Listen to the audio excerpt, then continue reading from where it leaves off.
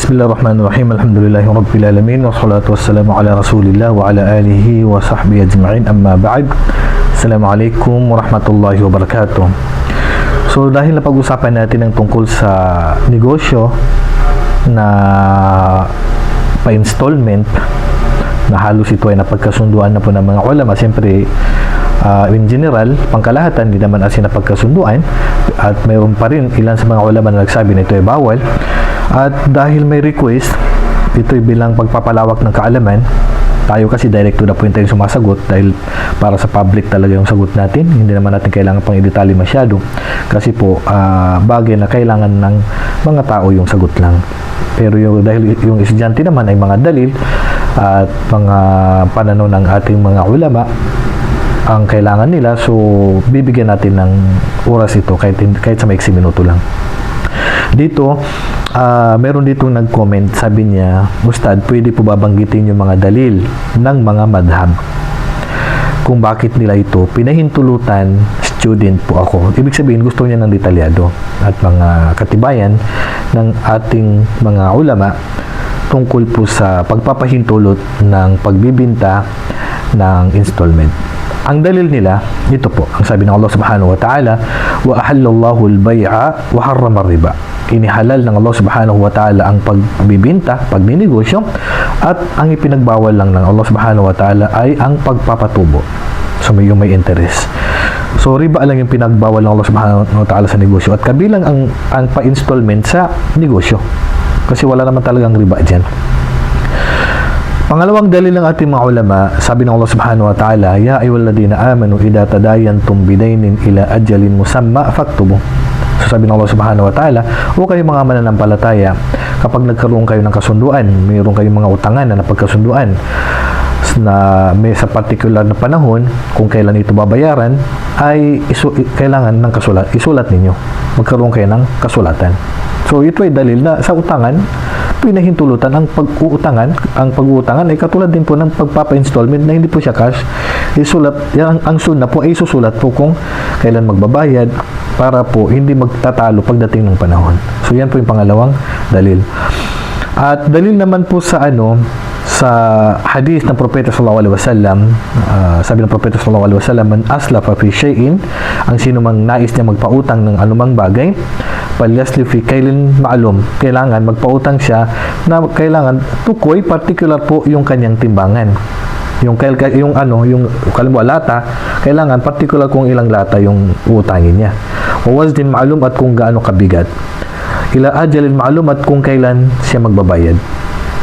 So yan po yung mayroon sa, ibig sabihin sa installment, hindi pwedeng hindi alam kung kailan magbabayad.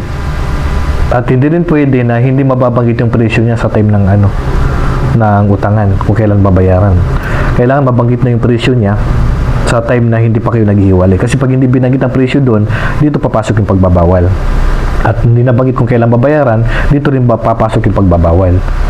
Okay? So kailangan matukoy lahat bago maghiwalay.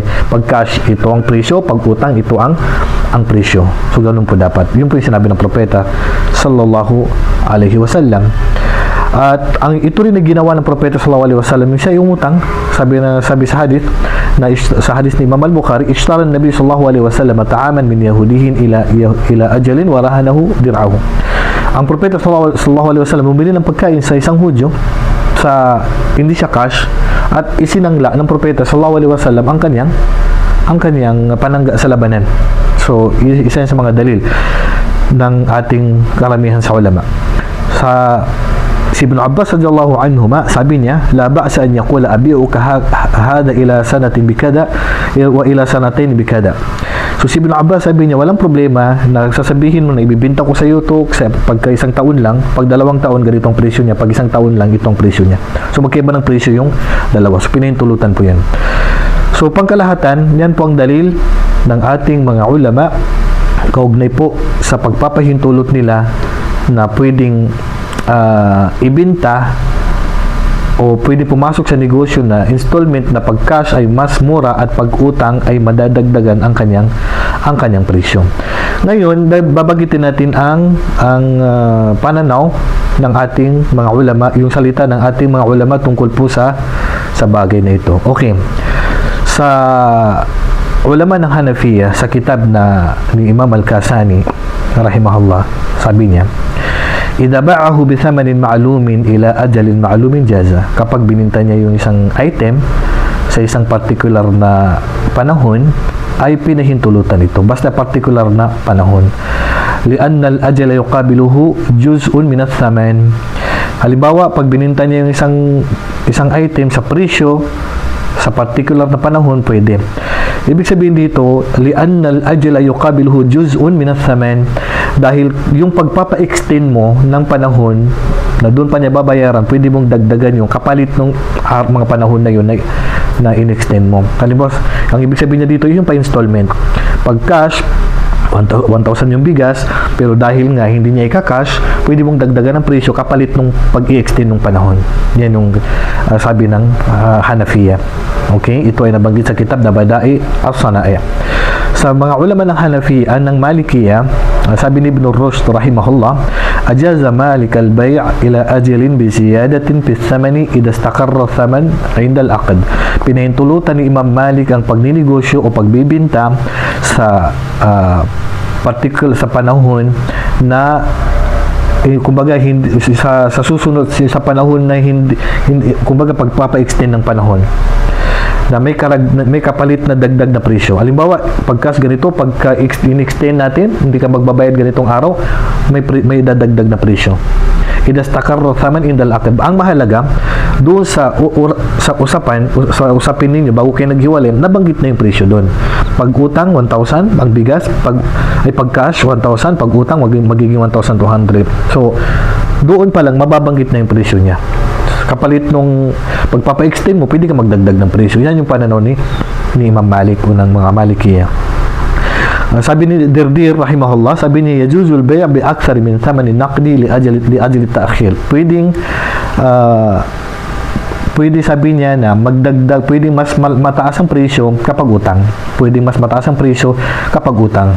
So, kapalit nung pag-i-extend mo ng panahon para doon siya makabayad. So, yan ang ulama ng Malikiya. Sa ulama ng Shafi'iyya, sabi ni Imam An-Nawawi rahimahullah, yajuzul bay' bi thamanin muajjal akthar min thamanil hal wala khilafa fi sihhatihi 'indana idha 'urifa ath-thaman wal ajal.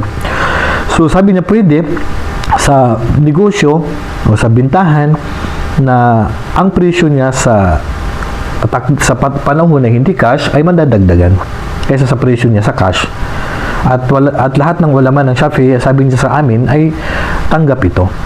Kapag nabanggit ang kanyang presyo sa pag-cash ganito at pag-utang ganito ang presyo. Sa Hanabila, sabi ni Ibn Qudama rahimahullah, wala ba sa biziyadati as-saman fil bay' ila ajal. Walang problema na magdagdag ka ng presyo kapalit ng pag-i-extend ng panahon. Li'annahu 'iwadun 'anil ajal, dahil kapalit ito ng pag-i-extend. Dahil cash ganito, dahil nga utangin mo, so dagdagan natin ang presyo.